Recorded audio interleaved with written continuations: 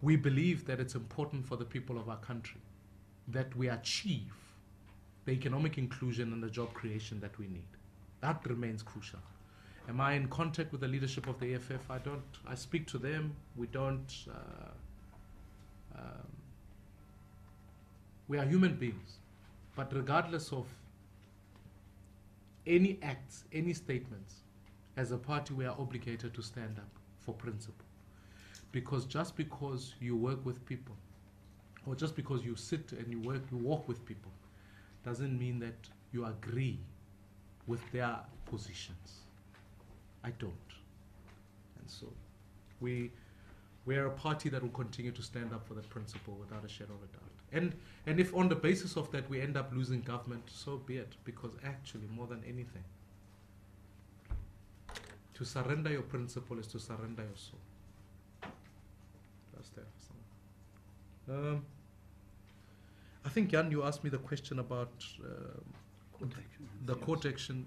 Members who already the court documents, I think, have been drafted. I'm just waiting to sign them off and will appear before court and take the action around opposing that report. Obviously, thanks to the fairly careless work that was done by parties like AfriForum, have had an impact on what this case was. They went and shot the gun prior to what should have been happened. Now that Parliament has taken the view that it has, it was supposed to table an amendment. We certainly want to oppose it on procedural grounds to say that the proper process of public consultation requires that you must interrogate what the public say and take it into account. You can't just dismiss it at your own sense. And so we will put it that. And members, as far as in that portfolio committee, maybe John, we'll apply our minds and work through that process as far as who will serve on the Constitutional Review Committee. But we certainly are taking the matter to court first and foremost. I don't know if you want to add any other questions. There might be something. Yeah, just to say that the matter is with lawyers, as Mmusi said. We're obviously putting our case together.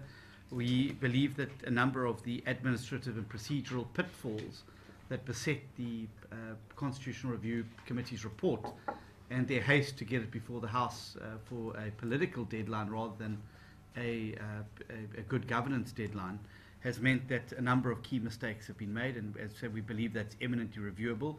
Much like the motion that served before the House this last week, put forward by the Chief Whip of the majority party, it's very, very clear that there was a rush to try and get the political momentum away from the EFF, and in doing so, a very poorly drafted memorandum and motion before the House, which has essentially committed the House to adopting expropriation without compensation, without having listened to a single submission or a single one, or embarking on a single one of the processes that Section 74 of the Constitution outlines for a constitutional amendment to pass. And there's a higher degree and higher threshold of public participation for an amendment to the Constitution than any other aspect, precisely because you have to take the views, opinions, and thoughts of South Africans into consideration. What that motion has essentially done is bound the entire House to supporting that amendment to allow for expropriation without compensation, no matter what, no matter how cogent the argument is on the other side, no matter what happens during the course of that process. What that essentially says to South Africans is that your views don't matter. We don't care about you. We'll go through a sham process, but we don't care about what you say. We're going to do this anyway. That's not public participation under any stretch of the imagination. It's not listening to the views and opinions of South Africans by any stretch of the imagination. It's made a complete farce of the public participation process. We will be reviewing. Obviously, the leader has to sign off who served on that, but I think it would make complete sense to make sure the people that were involved in the CRC process would probably be included on that, and to make sure that we've got some people with obviously very strong legal experience to be able to participate in that process. But where that process can continue under the motion that was passed in the House is also a matter that's up for debate. Let me take one last round and then idea bullet covered. Oh, it's Christmas. Get December. Immigration, securing borders. Yes. It's been, part of a lot of negative campaigns in the EU, Italy, Sweden, France,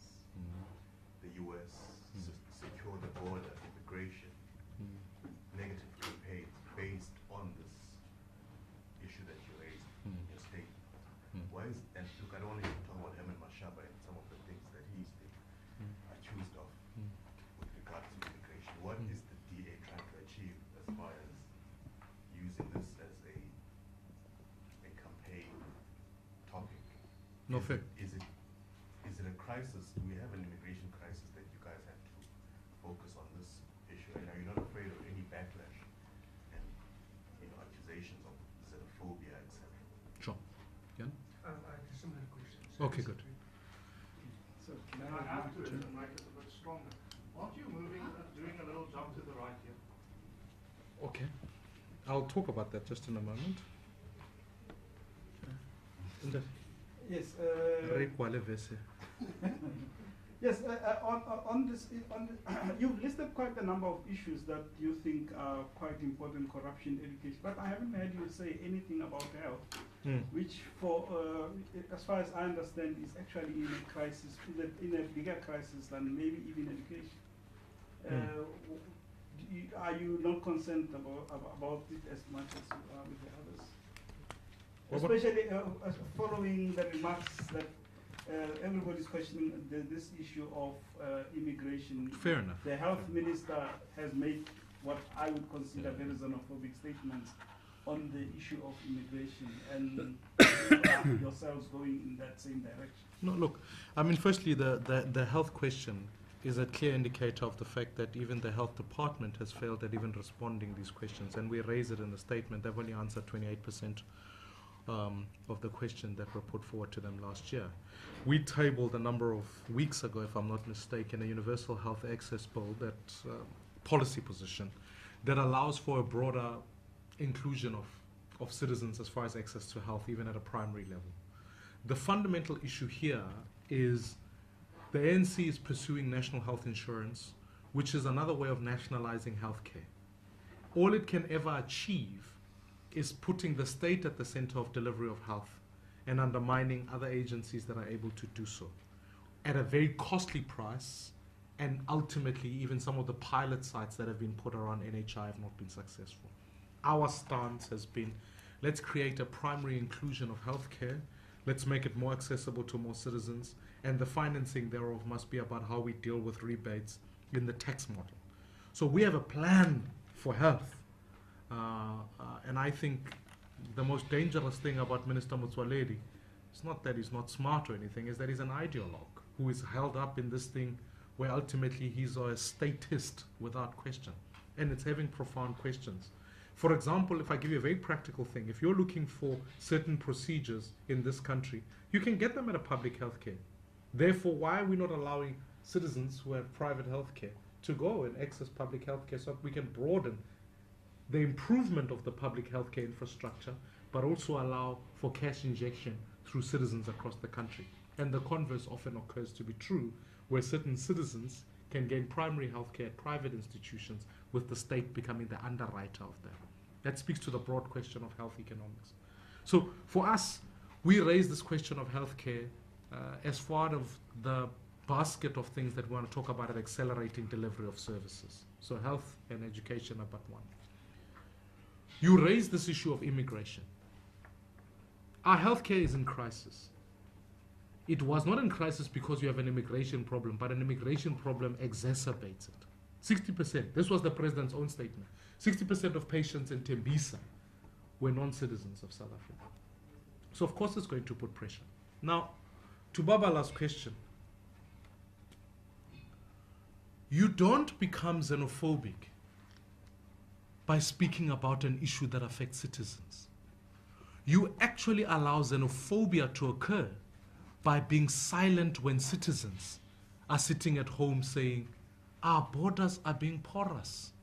What are you doing about it, government? Irresponsible leadership would be to not provide leadership to a question that citizens are putting forward. Because failure of parties such as the DA to not communicate about it delivers Brexit, delivers Trump, delivers what is happening in the very countries that you are listing. And I've just come back from Germany, had this discussion with the Chancellor, just all the countries you've just listed, have spent time. I was in the UK looking at the question of Brexit. Here's where it occurs and why it occurs. Citizens feel they need control. No citizen sits in a country and says, people can arrive without proper documentation and be allowed to come in and out of any country as they so please. Citizens become concerned about the question of control because they feel that we must guarantee the rights of everybody. If someone is seeking asylum seeking, they must. If they're looking for refugee status, we must register properly. And we must ensure that anyone who comes in and out of the borders of South Africa is properly registered. So no one is anti-immigration. We are pro the principle of saying, let's ensure that people are properly registered. You try and arrive at any country, you will discover that there is a process of securing borders. If you go to Ramatlabama, a border post I know very well, and go there, you can walk in and out of there without anyone asking you questions.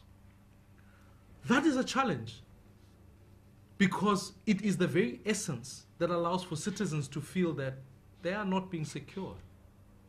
Furthermore, I think we do have an immigration question because is it sustainable for South Africa within a SADC region where member states in that space are collapsing around healthcare, around education, around all, for South Africa to become the welfare portal of all of the countries in SADC? It's a challenge.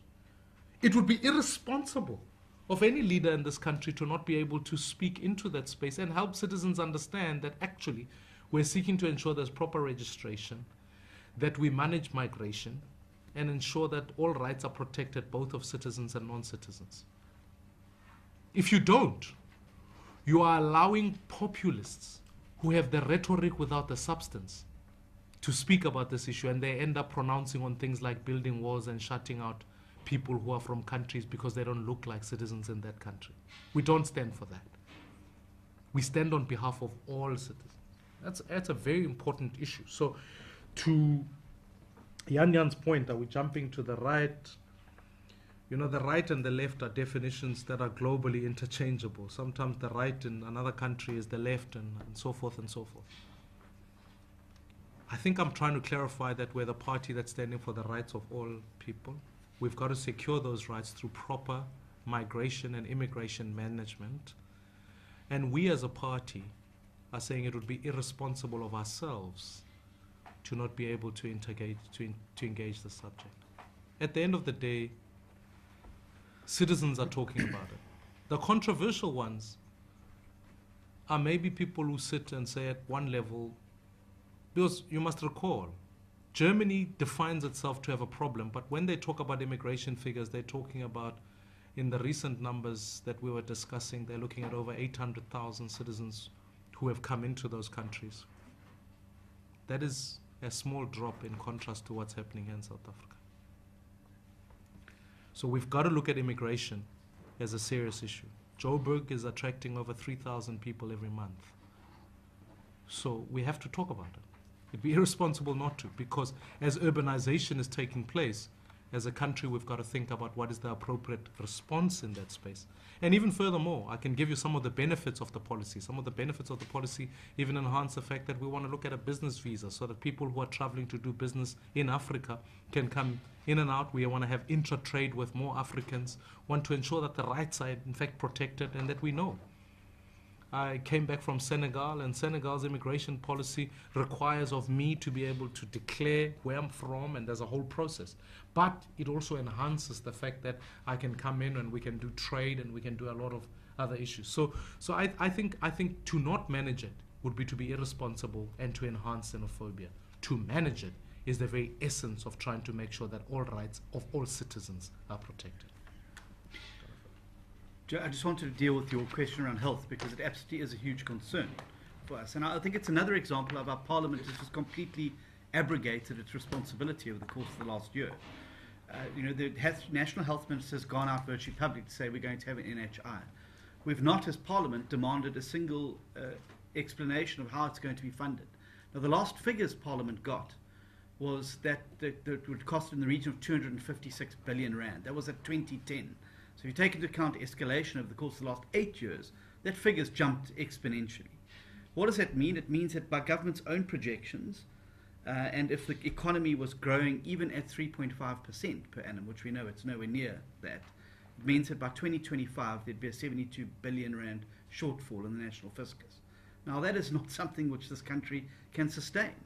The other thing we need to ask is, why is the obsession with nationalization of the health industry where we can't get the public sector right? Surely the focus should be on making sure the public sector is a world-class public healthcare sector, where you're able to attract private patients into it because of the standards and duty of care that's shown in those hospitals. Governments completely failed. People are treated like cattle in those hospitals. In many instances, people go into those hospitals and leave in worse shape than when they went in. And so, I think the big point to make here is that we've seen what happens with big government quangos, big government monopolies. We've seen it with Eskom. Eskom now had one job: keep the lights on, generate electricity. They can't get it right. We don't need another Eskom taking care of healthcare in South Africa, which is essentially the path that Minister Motsoaledi wants to put South Africa's healthcare industry on. And frankly, it should terrify every citizen who worries about the health of themselves and that of their family. Last question from me. What campaign? Just a follow-up. He wants to see my matric certificate. I bet you. On this, is the immigration issue going to be part of your campaign? Is it going to be a big issue on your campaign? It is part of the campaign. It is. It's part of the campaign. So we're not ashamed about it. We actually think citizens want to hear. Thank you, guys. Have a great Christmas and year. We see you back for election year next year. Have a good one. Unless we have another